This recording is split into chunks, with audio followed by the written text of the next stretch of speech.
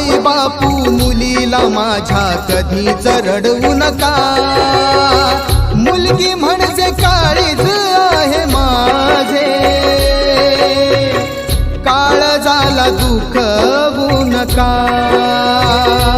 माझ्या काळजाला दुखवू नका.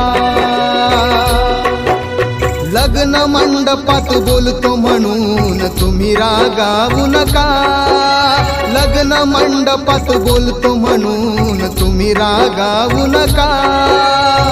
मुलगी म्हणजे काळीज आहे माझे,